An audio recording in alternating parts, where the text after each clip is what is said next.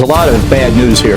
The West has spent decades weaning India away from its Cold War Soviet Union, Russia. Donald Trump in the past weeks has essentially upended that and now sent India back toward Russia to grow closer to China. जी हाँ दोस्तों, SCO का summit चीन के अंदर क्या हुआ है? भूकंप तो दोस्तों अमेरिका के अंदर आया हुआ है। अमेरिकी मीडिया बड़े बड़े ऑफिशियलों को एक अपने न्यूज सेटन पे बिठा रहा है और कह रहा है कि बताइए एससीओ समिट के कारण वेस्ट को क्या एक गुड न्यूज मिली है।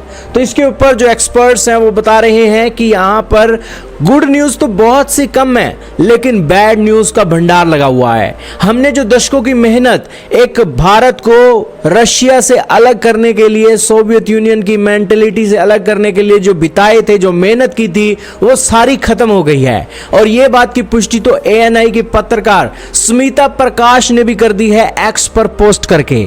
आपके सामने उनका ट्वीट चल रहा है स्मिता प्रकाश का, जिनके ट्विटर पर 1 मिलियन के करीब फॉलोवर हैं। उन्होंने कहा है, प्यारे अमेरिका, आपके राष्ट्रपति ने क्वाड को सैक्रिफाइस कर दिया है और आरआईसी को जिंदा कर दिया है। You truly once upon a time in India, यानी कि आप कभी इंडिया के कभी दोस्त हुआ करते थे।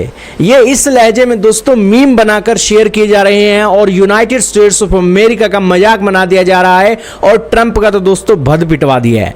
अब दोस्तों ये जो क्लिप आप देख रहे हैं, ये क्लिप है दोस्तों अमेरिका के फॉर्मर एनएसए जॉन बोल्टन की, जिन्होंने ट्रंप के खिलाफ मोर्चा तो क्या छेड़ रखा है, सच की बातों के ऊपर चलकर सारे दुनिया के देश और मीडिया के सामने आकर ये इंटरव्यू दे रहे हैं। भारत के मीडिया को भी इंटरव्यू देते हैं और कहते हैं कि देखिए ट्रंप ने कितना बड़ा नुकसान कर दिया।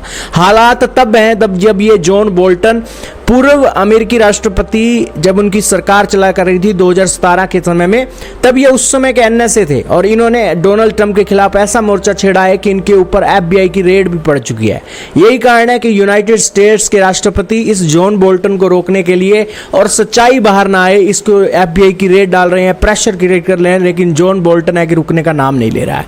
उन्होंने कहा कि हम तो दूर करने चले थे दशकों की मेहनत से कि रशिया और चाइना से भारत दूर हो जाए। हमने क्वाड का भी एक समिट बनाया और इसी के साथ कोऑपरेशन भी बढ़ाई दशकों की, लेकिन उसका रिजल्ट आज ये निकला कि ये सारी चीज़ें आज बेपर्दा हो गई हैं और ये सारी चीज़ों का कोई मूल्य नहीं रह गया है। उन्होंने कहा कि ये नहीं है कि अमेरिका अपने रिश्तों को सही नहीं कर सकता।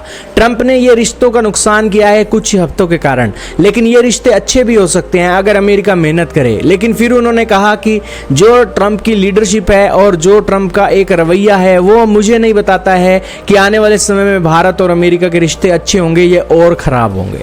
और इससे आपको पता लगा होगा कि भैया भारत ने यहाँ पर एक क्लिप के अंदर आप देख पा रहे हो, रशिया चाइना दोनों के ऑफिशियलों के हाथ कस के पकड़े हैं और इस एक संकेत के रूप में देखा जा रहा है कि क्वाड अमेरिका भाड़ में जाओ, रशिया इंडिया चाइना का ग्रुप बन गया है और तुम्हारी जो एक दादागिरी है, धमकी है, भारत सहन करने वाला नहीं है। और ये जो हंसी है, ये हंसी दोस्तों तमाचा मारा गया है अमेरिका के मुंह पर और रशिया और चाइना का दिल जीतने की कोशिश पीएम मोदी ने की है।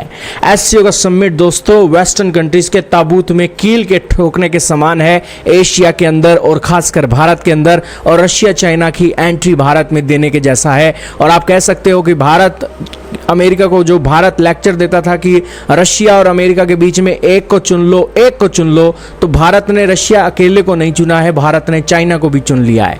आप क्या कहना चाहोगे कमेंट सेक्शन में बताइएगा। अब पीएम मोदी रशिया चाइना के एक नजरिए से, देश के अंदर कम्युनिस्ट बीजेपी के एक नजरिए से चीजों को देख रहे हैं। यही कारण है कि ये दोस्ती के बड़े बड़े मायने भारत देश के अंदर आने वाले समय में देखने को मिलेंगे, जो कम्युनिस्ट बीजेपी के तौर पर आपको दिखेंगे।